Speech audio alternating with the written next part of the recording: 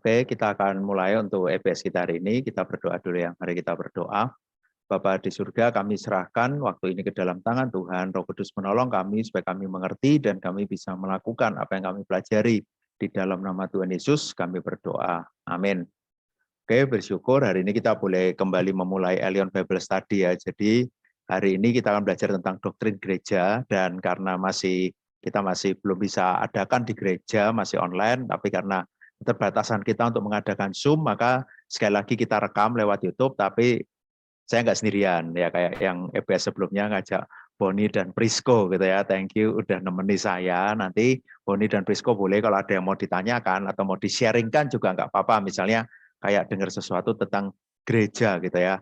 Hari ini kita akan masuk di EBS, kita akan selama 4 minggu belajar tentang gereja. Jadi EBS-nya itu doktrin gereja dengan judul yang memang berbicara tentang judulnya itu kayak komunitas Trinitarian gitu ya, komunitas Trinitarian. Apa itu komunitas Trinitarian? Lah ini kita akan mendasarinya di pertemuan yang pertama ini tentang komunitas Trinitarian. Kemudian nanti minggu depan kita akan belajar tentang karakteristik gereja, lalu kita akan belajar tentang gereja dan ajarannya. Kemudian juga pertanyaan-pertanyaan seputar eklesiologi gitu ya. Jadi ini yang nanti akan kita bahas. Ya, hari ini kita akan coba lihat dulu kenapa istilah ini jadi penting gitu ya, gereja sebagai komunitas Trinitarian. Mungkin selama ini kita taunya gereja itu ya gereja kan gitu ya, ngapain harus aku buat bingung. Ketika berbicara Trinitarian, ini tuh maksudnya apa? Nah, gereja dulu gitu ya. Jadi gereja itu adalah persekutuan orang percaya. Ini definisi-definisi yang tentu kita tahu ya. Mengalami penebusan Kristus. Jadi orang-orang yang ada di dalam gereja itu adalah orang percaya yang sudah mengalami penebusan Kristus. Lalu beridentitas sebagai komunitas Trinitarian. Kenapa? Karena sebagai orang Kristen tentu kita percaya Allah Tritunggal kan. Nah, Trinitas itu Allah Tritunggal itu, dan itulah yang membuat gereja ada, membuat setiap kita bisa percaya Tuhan itu ya karena Allah Tritunggal ini. Dan kalau kita lihat sangat jelas keterlibatan intensif Allah Tritunggal terkait dengan keberadaan dan kehidupan gereja. Jadi ini yang kalau lihat gereja. Nah, sekarang Allah Tritunggal itu apa? Sederhananya ini, Allah Tritunggal itu kan ada Allah Bapa, Allah Anak, Yesus, dan Allah Roh Kudus. Allah Bapa merencanakan keselamatan, lalu Tuhan Yesus merealisasikan dan menggenapi melalui kehidupan, pelayanan, kematian, dan kebangkitan. Roh Kudus menerapkan hasil karya keselamatan yang berpusat pada Kristus bagi manusia yang berdosa. Nah, kalau lihat ini aja itu sebetulnya menarik. Kenapa? Kan gereja itu kan isinya tadi kan orang percaya yang sudah ditebus kan. Jadi di dalam gereja ini kan saya ada, oke kalau kita konteks kita kan ada Prisco, ada Boni gitu ya. Berarti Allah Bapa sudah merencanakan keselamatan di dalam hidup kita masing-masing kan. Lalu Yesus sudah mengerjakan itu, Yesus sudah menggenapinya dengan dia mati di kayu salib, dan sekarang kita menjadi orang-orang yang sudah diselamatkan. Dan sekarang Roh Kudus yang bekerja di dalam hati kita, hari demi hari memimpin kita untuk bisa hidup di dalam anugerah keselamatan itu. Itu kan pribadi kan. Lah kita bertiga dan teman-teman saudara-saudara seiman kita yang lain kan jadi gereja kan. Artinya gereja itu isinya pasti orang yang sadar akan ini gitu ya. Akan Allah Tritunggal yang sudah merancangkan keselamatan, sudah ditebus dan akan terus disertai oleh Roh Kudus. Kalau kita lihat, ini menarik di dalam Alkitab tuh penggambaran tentang gereja memang ada banyak ya. Jadi itu yang poin yang bawah tuh memang hanya salah satu. Ada kan tentang mempelai, tentang bangunan, tentang keluarga, tentang kawanan domba. Tapi ada 3 hal ini yang menarik. Yang memperkuat tentang Allah Tritunggal, yaitu apa? Gereja itu adalah umat Allah. Kalau umat Allah berarti berbicara tentang Allah Bapa yang sudah merencanakan keselamatan, kita menjadi umatnya kan. Lalu gereja adalah tubuh Kristus. Karena Yesus yang menjadi yang sulung, dia kan jadi kepala. Kita jadi anggota tubuh itu kan. Lalu bait Roh Kudus. Berarti Roh Kudus yang mengerjakan di dalam gereja. Nah ini menarik ya. Jadi ketika ngomong gereja, itu tidak bisa tidak pasti berbicara tentang Allah Tritunggal itu. Dan ini yang membuat kita melihat gereja itu jadi beda. Selama ini kan kita taunya, ya pokoknya kumpulan orang percaya, selesai. Enggak, kalau kita coba pelajari ini, nanti kita akan dapat satu pemahaman yang baru tentang gereja. Apa yang kita bisa lihat? Yang pertama, gereja adalah umat Allah. Ini kan tadi yang poin pertama tentang Trinitarian kan umat Allah, tubuh Kristus, bait Roh Kudus. Kita bahas 3 ini ya. Yang pertama, gereja adalah umat Allah. Ini berkaitan dengan karya Allah Bapa itu, gitu ya. Siapa sih gereja itu? Tentu gereja itu bukan gedungnya. Gereja adalah orang-orang yang beriman kepada Allah. Orang-orang yang dikhususkan, yang punya relasi dengan Allah, yang hidup di dalam konteks perjanjian, yang sudah mendapatkan keselamatan yang dari Allah. Itulah eklesia itu. Jadi kita ini adalah umat Allah. Umat yang sudah dipilih, umat yang mendapatkan perjanjian itu. Nah, kalau kita sampai di sini aja, kalau dipikir, gereja itu bukan sekedar Elion, bangunan gereja, organisasi gereja, enggak. Bukan sekedar kayak kumpulan orang, iya, tapi orang yang apa? Orang-orang yang menjadi kepunyaan Allah. Yang janji Tuhan akan dinyatakan di dalam gereja, menarik ya. Jadi gereja ini jangan dianggap remeh. Kita ini adalah umat kepunyaan Allah, yang hidup di dalam janji Allah. Makanya di gereja kan selalu harus ada pengharapan ini dan kita sadar, aku adalah anak-anak Allah. Setiap kita tanpa kecuali. Nah, ada beberapa hal yang kita bisa detailkan dari bagian-bagian ini. Memang aku hanya bisa sampaikan secara singkat, tapi nanti mungkin kalau ada dari saudara yang ingin lebih tahu lebih lanjut, saya bisa jawab pertanyaan, boleh kontak saya juga gitu ya. Nah, sekarang kalau gereja adalah umat Allah. Ketika berbicara gereja umat Allah, yang menjadikan gereja sebagai umat Allah itu siapa sih? Karena Tuhan yang memilihkan. Itu inisiatifnya Allah. Yang membuat kita boleh jadi umat Allah adalah penebusan Kristus. Yang ada karena Tuhan yang sudah memilih. Jadi Tuhan yang sudah memilih gitu ya. Tuhan yang memilih kita, bukan kita yang berusaha untuk memilih Tuhan. Misalnya Ulangan 7 ayat yang ke-6, firman Tuhan mengatakan, sebab engkaulah umat yang kudus bagi Tuhan Allahmu, engkau yang dipilih oleh Tuhan Allahmu dari segala bangsa. Lalu 2 Petrus 2 ayat 9 sampai 10. Tetapi kamulah bangsa yang terpilih, imamat rajani, bangsa yang kudus, umat kepunyaan Allah sendiri. Jadi kalau kita bisa ada di gereja, itu inisiatifnya Tuhan. Bukan karena Prisko datang, aku kok pengen ke gereja ya, itu mauku kok. Enggak, karena kita sudah ditebus, kita mendapatkan anugerah itu. Maka Tuhan juga gerakkan kita untuk, ya kita ada di gereja, kira-kira seperti itu kan. Menjadi bagian dari umat Allah, itu bukan maunya kita. Bukan karena Boni, karena aku enggak dari Surabaya, tapi aku sekarang ada di Surabaya, maka aku ada di gereja Elion. Bukan itu semua di dalam campur tangan Tuhan, bukan pilihannya Boni sendiri kan gitu ya. Lalu kalau kita lihat lagi, gereja yang adalah umat Allah, tadi kan adalah umat perjanjian itu. Allah dan Abraham punya perjanjian bagaimana Abraham menjadi bapak orang beriman dan orang Kristen diminta untuk mewarisi imannya Abraham. Inilah kita sebagai orang-orang yang kalau dulu yang diselamatkan adalah orang Israel kan, tapi sekarang siapa yang diselamatkan? Tentu ya semua kita orang percaya itu. Kita adalah umat Allah. Sekarang kalau berbicara umat Allah itu berbicara kepada siapa? Ya kepada setiap kita yang sudah percaya dan sudah ditebus. Dan perjanjian itu berlaku untuk kita juga gitu ya. Ketika kita lihat Alkitab ada janji-janji Tuhan, kita itu umat Allah dan kita juga mendapatkan bagian di dalam perjanjian itu. Lalu ketika berbicara lagi tentang umat Allah, tentu ini akan selalu berbicara komunitas yang inklusif. Maksudnya itu gini, ada hal yang khusus yang memang itu menjadi bagian dari ada anak Abraham, tapi yang menarik ini juga berlaku universal.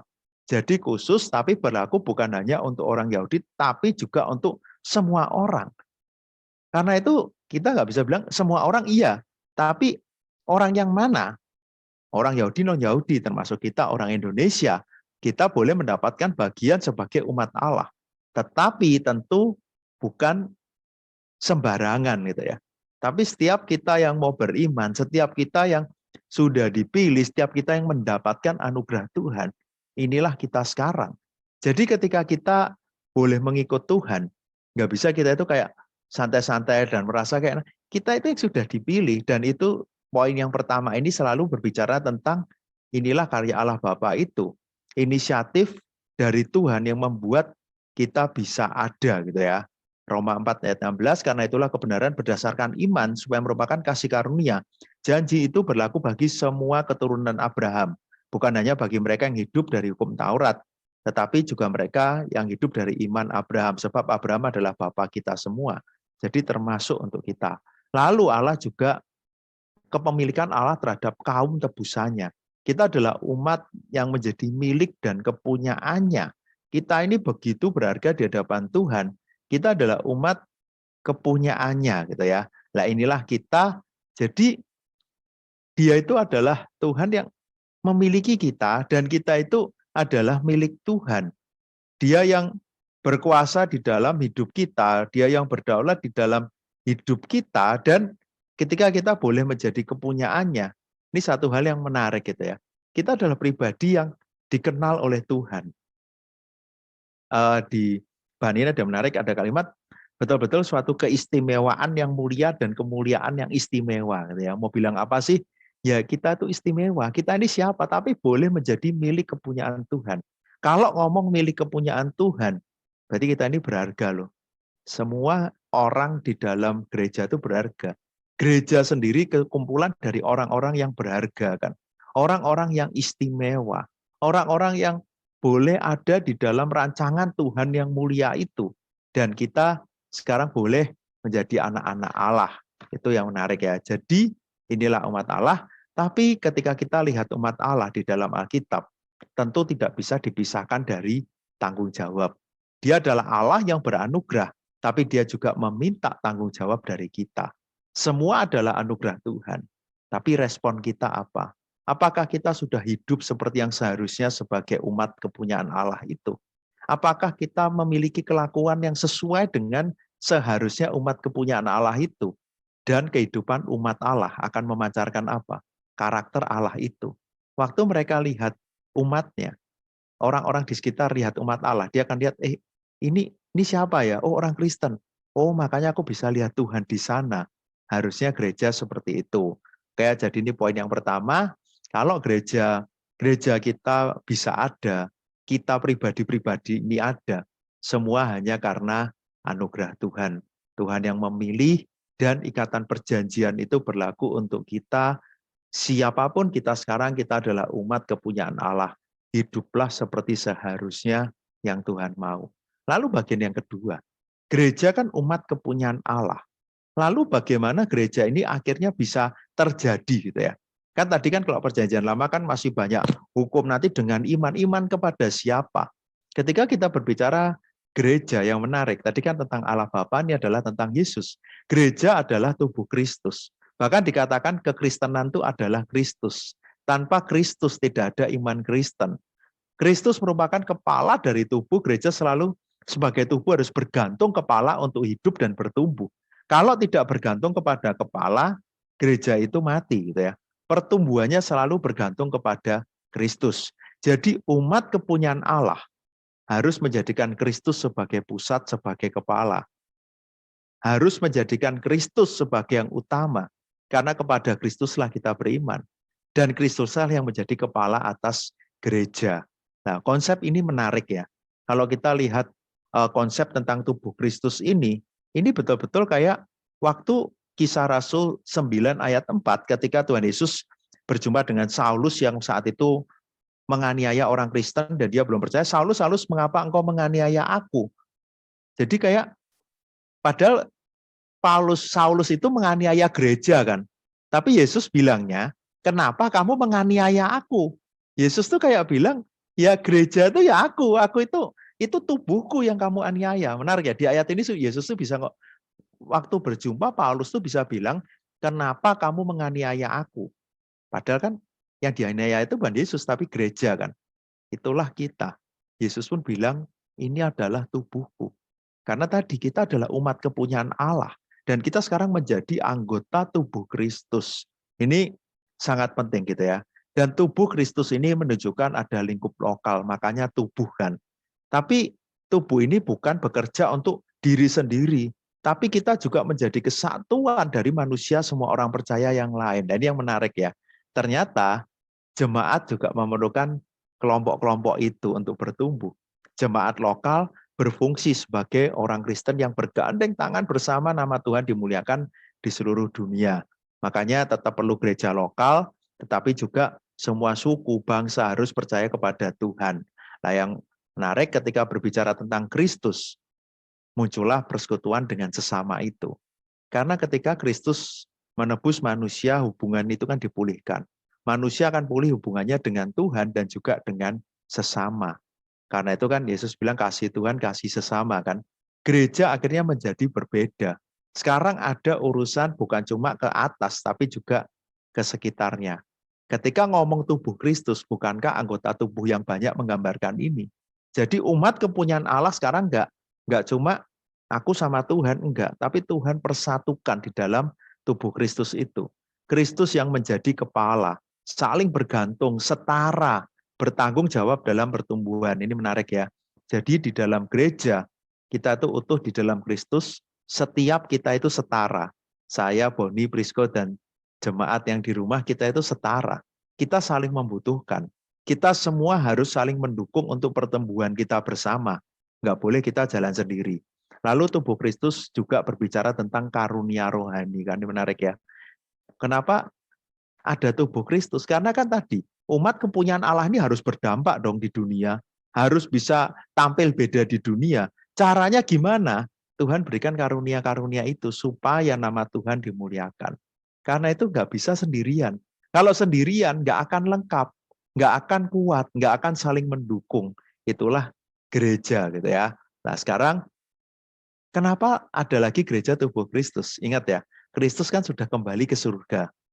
Lalu gereja itu sekarang kepanjangan tangan Tuhan di dunia ini siapa?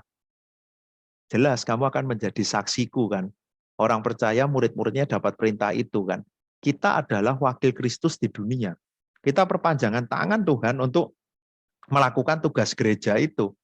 Bersaksi, untuk bersekutu, untuk memberikan bantuan, koinonia, diakonia, marturia, itu menjadi tugas dari gereja. Jadi bagaimana orang melihat Yesus? Ya lihat gereja kan. Ini jadi gereja ini penting banget ya tugasnya. Nah, evaluasinya ketika berbicara tentang gereja adalah tubuh Kristus. Apakah ketika manusia di dalam gereja, kita di dalam gereja, kita tuh dapat berjumpa dengan Yesus? Apakah Kristus yang jadi kepala di gereja kita? Lalu apakah setiap aktivitas kita tuh bisa merasakan ini semua karena anugerah Tuhan. Ini semua hanya karena Tuhan, maka aku bisa menjadi gereja yang seperti sekarang. Lalu, yang tadi, apakah orang-orang di luar gereja bisa melihat Kristus melalui hidup orang-orang Kristen, melalui hidup gereja, gitu ya. Menarik ya, jadi tadi Allah Bapa yang merancangkan, ini loh umat kepunyaanku. Kristus datang ke dunia yang menebus, dia membuat itu tuh jadi nyata, menjadi sempurna, dan sekarang aku menjadi kepala, kamu menjadi anggota tubuhku, kamu menjadi saksiku. Nah sekarang yang menarik, ada gereja adalah bait Roh Kudus. Ketika Yesus sudah naik ke surga, bukankah sekarang Roh Kudus yang ada di dalam hati kita? Karena itu saat inilah gereja termasuk kita sekarang.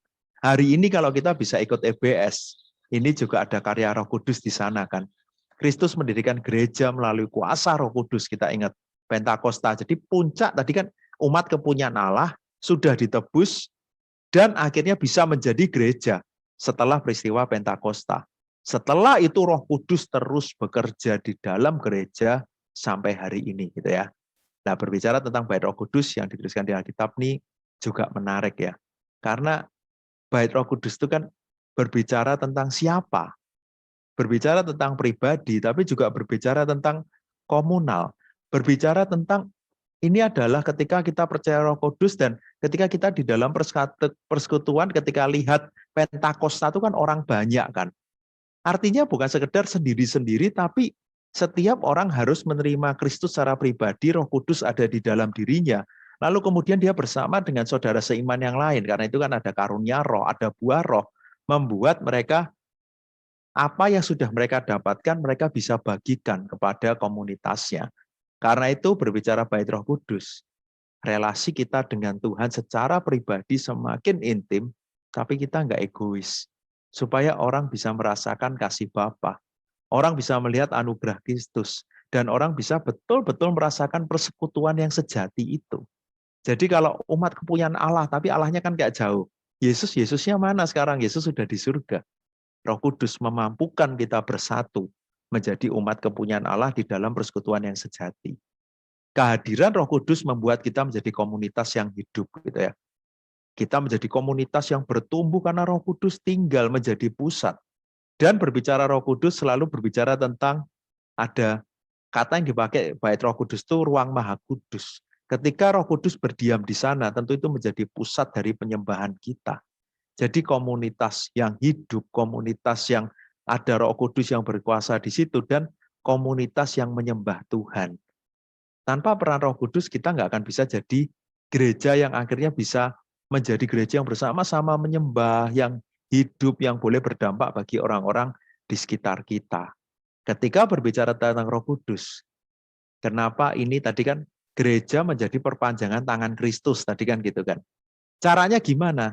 Tentu orang-orang yang ada di dalam gereja termasuk kita harus punya hidup yang benar dan baik kan. Karya pengudusan itu dimulai dari hati kita. Dimulai dari bait Allah itu kan suci. Kalau kita adalah bait Roh Kudus, maka kita adalah suci. Roh Kudus tinggal di dalam hidup kita, melakukan perubahan secara transformatif. Lalu Allah yang memberikan kuasa, kita dapat hidup mentaati firman, berdampak bagi sesama. Lalu tanda Roh Kudus benar-benar tinggal, pasti ada perubahan hidup, gitu ya. Ada buah roh. Dan ini yang akhirnya orang bisa melihat Tuhan kan. Ketika kita punya kualitas rohani, ketika kita memancarkan natur Kristus itu, karena itu orang Kristen harus selalu insight out dari dalam, kita mau berubah, dan kita mau berjuang untuk memiliki hidup yang lebih baik. Dan terakhir, ketika peran Roh Kudus itu apa sih? Roh Kudus memberikan kuasa untuk kita bersaksi. Roh Kudus yang memberikan kekuatan. Karena itu gereja yang percaya kepada Allah Tritunggal, percaya kepada ini adalah umat kepunyaan Allah, harus memberitakan tentang Kristus, dipimpin oleh Roh Kudus, pasti dia akan melakukan amanat agung dan melakukan penginjilan, gitu ya. Nah, sekarang sebagai refleksi yang terakhir, kita bahas apa sih dari tadi, gitu ya. Sebagai komunitas Trinitarian, memang kita tahu kenyataannya itu nggak gampang sebagai gereja yang tadi ya betul-betul menjadi umat kepunyaan Allah, menjadi tubuh Kristus, apalagi menjadi bait Roh Kudus yang suci itu. Teorinya kayaknya enak, kadang realitanya nggak gampang. Betul, itulah perjuangan kita. Itulah pengudusan hari demi hari yang progresif itu. Itulah perjuangan keras kita berjuang untuk mencapai progres hari demi hari. Kita nggak akan pernah sempurna sampai kita meninggalkan dunia ini. Tapi progres hari demi hari itu yang jadi perjuangan kita.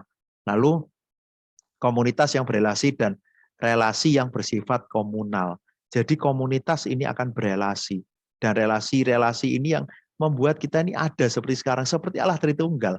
Allah Tritunggal itu kan Allah yang berelasi kan.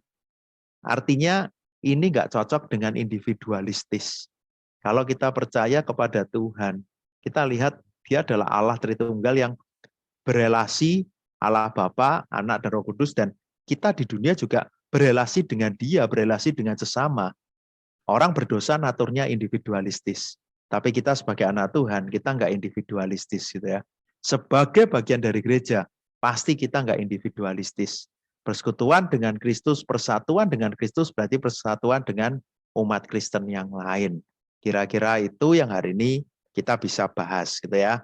Mungkin dari Prisco, Boni, ya ini agak cepat karena memang saya hanya bisa berikan apa ya hal-hal yang penting yang menjadi dasar. Tapi boleh kalau ada refleksi, mungkin kayak ada sesuatu yang mungkin jadi apa ya perhatian atau mungkin cerita singkat atau mungkin tanya juga boleh. Oh ya, makanya kalau lihat gereja yang sejati ketika betul-betul mau sadar telah dipilih Tuhan, Roh Kudus sudah bekerja dan percaya kepada Kristus, itu kayak di Kisah Rasul 2:42 jemaat mula-mula itu kan. Bagaimana mereka hidup dan dengan terus belajar firman Tuhan, saling berbagi, dan tiap hari Tuhan menambahkan jumlah mereka disukai banyak orang. Semoga kita bisa menjadi gereja yang seperti itu. Caranya, kita harus menjadi komunitas yang Trinitarian tadi. Allah Bapa, Yesus, dan Roh Kudus, terus kita ingat dan kita lakukan. Gimana? Mungkin dari Prisco dulu, ada komen boleh, atau ada sesuatu yang mau disampaikan? Oke, thank you, Ko. Aku mungkin mau itu ya, menyimpulkan berarti kan ada 3 tadi, gereja sebagai umat Allah, yang kedua gereja sebagai tubuh Kristus, yang ketiga gereja sebagai bait Roh Kudus. Berarti ketika berbicara gereja sebagai umat Allah itu berkaitan dengan Allah Bapa, lalu kalau gereja sebagai tubuh Kristus berarti berkaitan dengan Allah Anak, Yesus Kristus, lalu ketika berbicara gereja sebagai bait Roh Kudus, berarti itu berkaitan dengan Allah Roh Kudus. Seperti itu ya, Bu. Ya, dan itu kan kita bisa lihat akhirnya menjadi semakin lengkap toh. Kalau kita cuma lihat aku umat kepunyaan Allah, terus kan kita sombong toh, aku umat kepunyaan Allah. Tapi ada tuntutannya sebagai umat kepunyaan Allah tuh, kamu percaya sama Kristus sungguh-sungguh enggak? Kamu jadi anggota tubuh Kristus yang baik enggak? Terus, oh sudah, aku umat kepunyaan Allah sudah melayani juga. Benar enggak hidupmu tuh baik, karaktermu diubahkan enggak? Lihat ya, kalau kita bisa sadar ini, pasti kehidupan bergereja kita akan jadi berbeda. Mungkin gitu ya, Prisco nangkap nggak? Maksudnya yang barusan tak tambahkan lagi, betul kan? Itu kan menjadi, selama ini kan beda kan, kita cuma, oh ya aku Kristen, oh aku percaya Yesus, tapi kayak nggak connect semua toh. Hari ini kan ini lebih gak lihat benang merah, dan kalau kita bisa lihat itu, wah nggak akan ada yang apa ya, kayak pasti berubah, dan akhirnya kita pun bahkan bisa memberitakan Injil kan tadi gitu kan endingnya kan. Gitu Prisco, kira-kira gimana? Iya, Kong. Udah ya. Selama ini apa? Mikirnya gereja gimana? Ya pokoknya gereja gitu ya. Ya, gereja itu organisasinya, itu kebanyakan orang mikir gereja itu apa? Bangunan, denominasi, gereja A, gereja C gitu. Padahal kita tahu itu tadi gereja kumpulan orang percaya, dan kita semua itu satu tubuh dalam Kristus gitu. Komunal dan individual. Menarik ya kalau kita betul-betul pelajari, ini akan pasti berubah, dan gereja juga akan menjadi berbeda. Pasti beda, akan melayani, akan menginjili, akan betul-betul menyembah Tuhan, ibadahnya ya pasti beda. Sadar kan umat kepunyaan Allah harus memberikan pujian yang terbaik kan gitu toh. Kalau cuma sepotong-sepotong, gereja itu siapa? Ya kita dipersatukan oleh roh. Misalnya gitu toh kan ya beda toh. Pasti kan kayak nggak utuh ya. Hari ini mungkin kita lebih belajar kenapa dipakai komunitas Trinitarian, ini menunjukkan keutuhan itu, dan bisa kelihatan ya mungkin dari yang pertama ini ya. Oke, kalau dari Boni gimana? Ada yang mau disampaikan? Dari sekian materi tadi cukup mengerti. Mungkin ada yang saya ingin tanyakan, kayak misalnya kan tadi gereja sebagai umat Allah.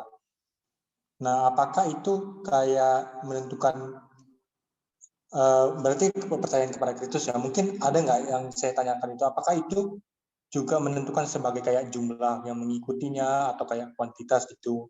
Mungkin bisa mungkin pemahaman saya salah, mungkin kayak misalnya oh yang bergereja cuma segini, apakah itu menentukan itu sebuah gereja atau bagaimana? Terus ada sih yang ditanyakan kan kayak ada gereja itu kayak mewadahi kayak mungkin ini lain dari topik ya, mungkin kayak mana ya, kayak pernikahan yang tidak lazim gitu, kayak pernikahan apa namanya sesama jenis. Nah itu ada gereja yang kayak mencakan gitu, yang aku baca-baca gitu. Nah itu seperti apa? Kok mungkin bisa ditanggapi, mungkin seperti apa? Oke, jadi menarik ya kalau lihat yang kita pelajari hari ini kan apa ya? Memang yang tadi aku nangkep sih kayaknya yang pertama kalau nggak salah nangkep ya. Tapi kira-kira gini, kalau kita lihat gereja umat kepunyaan Allah dan nggak berdasarkan Kristus, sebenarnya itu kan kayak gereja waktu orang Farisi, ahli Taurat, mereka itu kan orang-orang yang menjalankan Taurat, tapi mereka kan nggak percaya kepada Kristus kan.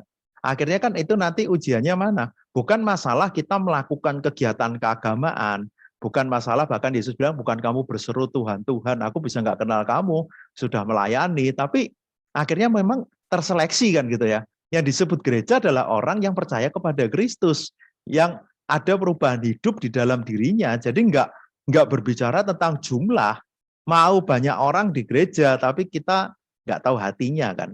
Dan Tuhan lihat hati itu kan. Itu yang membuat gereja itu berbeda, bukan sekedar jumlah. Mungkin tadi kira-kira seperti itu ya.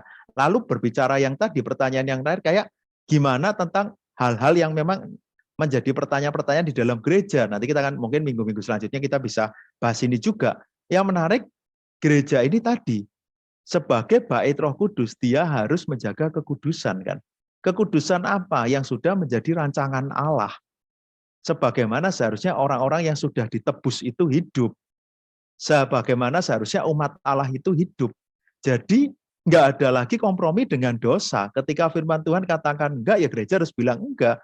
Justru itu yang menarik di dalam gereja. Nggak ada kompromi dengan itu. Karena itu kalau kita lihatnya utuh, ini kan berbicara tentang kekudusan dan berbicara tentang hati kan. Nggak ada lagi yang bisa ditoleransi. Kenapa? Ya karena kita umat kepunyaan Allah yang sudah ditebus. Jadi nggak bisa kita cuma ngomong gini, ya terserah kamu, yang penting kamu merasa ada damai sejahtera. Loh, ya nggak sesimpel itu. Damai sejahtera yang seperti apa? Ya kan, bisa jadi itu ternyata rasa nyaman kita, tapi bukan Roh Kudus yang berbicara di dalam hati kita. Tapi nanti kita akan coba bahas detailnya, tapi justru ketika kita tahu itu nggak sesuai dengan firman Tuhan, gereja nggak boleh lakukan itu. Dan endingnya tadi sama yang kita bahas tadi terakhir. Kalau gereja melakukan itu, lalu apa bedanya gereja dengan yang lain? Bukankah gereja harus menjadi saksi Kristus, harus membawa kebenaran itu kepada dunia kan? Nah itu ada banyak yang sekarang memang jadi perdebatan, jadi pertentangan. Tapi tentu ya kita baliknya apa yang menjadi kata firman Tuhan. Lakukan apa yang sesuai dengan firman Tuhan katakan. Kira-kira gitu ya, Boni. Oke, ya karena waktu terbatas, kita akan masuk dalam doa ya. Ada 2 pokok doa, boleh ya doa satu Prisko, doa untuk pokok doa yang pertama ya. Relasi kita, relasi jemaat dengan Allah Tritunggal tadi. Supaya yakin akan rencana Allah, yakin akan penebusan Kristus, yakin penyertaan Roh Kudus, sehingga jemaat punya hidup yang baru. Dan bisa terus bersyukur dan punya proses dan progres tadi ya. Untuk Boni bisa berdoa untuk gereja, supaya betul-betul bisa menjadi komunitas yang sungguh-sungguh kuat, yang bisa saling mendukung, melakukan tugas yang telah Tuhan percayakan dan boleh memberitakan amanat agung. Mungkin yang pertama Prisko lebih ke pribadi-pribadi, Boni untuk gereja ya. Oke ya, mulai dari Prisko dulu, terus dari Boni ya, silakan. Kita berdoa. Tuhan Allah Bapa kami yang pada kerjaan suka, kami sungguh bersyukur kalau pada hari ini kami boleh mendengarkan, Tuhan, kami boleh belajar tentang gereja, bagaimana kami melihat gereja secara utuh, yaitu dalam Allah Tritunggal, Tuhan Yesus. Tuhan, kiranya apa yang telah kami pelajari, Tuhan, boleh berdampak dan mengubah hati dan pikiran kami, agar kami boleh semakin lebih lagi mengenal Engkau, kami lebih lagi bersyukur, kami lebih lagi menghargai setiap hidup kami, Tuhan. Ampuni kami, Tuhan, jika setiap hari kami melakukan hal-hal yang buruk, kami melakukan dosa, Tuhan. Engkau ampuni kami, Tuhan, agar kami juga semakin mengerti, Tuhan, bahwa kami juga adalah umat pilihan-Mu, kami adalah bait-Mu, dan kami juga adalah sebagai gereja, sebagai bait Roh Kudus, Tuhan Yesus. Kiranya relasi kami dengan Allah Tritunggal semakin intim, kami semakin dekat dengan Engkau, kami semakin menghargai hidup yang kami jalani, hidup yang Engkau anugerahkan kepada kami, Tuhan Yesus. Tuhan, terima kasih, inilah doa dan mohon kami, dalam nama Yesus.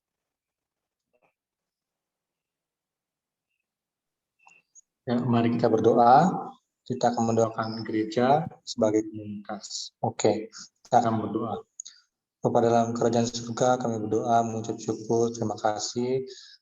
Engkau telah memberikan kami, memberikan suatu rasa syukur kami buat keberadaan gereja hingga sampai saat ini, Tuhan, membentuk komunitas-komunitas baru sehingga kami dapat bersatu hati untuk menjadi komunitas yang taat akan Engkau, Tuhan.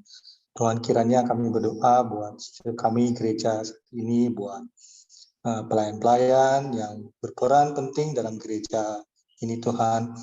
Engkau yang kuatkan mereka Tuhan, Engkau yang berikan kemampuan serta perasa persatuan buat mereka agar hanya Engkau saja yang didengar Tuhan, hanya Kristus saja yang menjadi satu hati buat mereka Tuhan.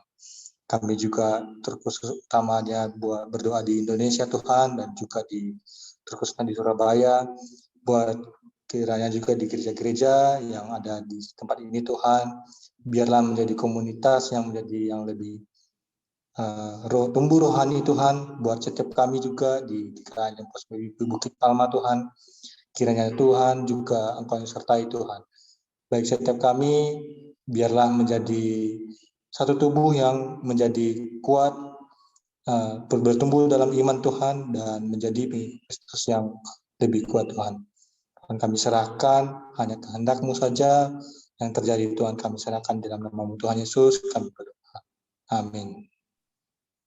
Bapak di surga, saat ini kami bersyukur kami sudah bisa menyelesaikan untuk EBS untuk pertemuan yang pertama ini. Kami serahkan untuk EBS selanjutnya, meskipun masih online, tapi Tuhan tolong supaya kami bisa belajar, kami bisa semakin mengerti tentang gereja, dan kami bisa menjadi anggota gereja yang baik. Bersyukur untuk anugerah Tuhan, kami bisa melihat pandemi yang membaik di bangsa kami, tapi Tuhan terus tolong supaya kami juga bisa bertanggung jawab dengan hidup kami tetap menjaga prokes, dan Tuhan juga tolong gereja Tuhan di masa ini, mungkin dengan keadaan yang membaik, kami juga bisa mengembangkan lebih banyak lagi pelayanan, sehingga iman jemaat juga bisa lebih lagi bertumbuh. Tuhan berkati setiap pergumulan kami masing-masing dari jemaat, Tuhan yang mau tolong sertai satu persatu. Di dalam nama Tuhan Yesus kami berdoa. Amin.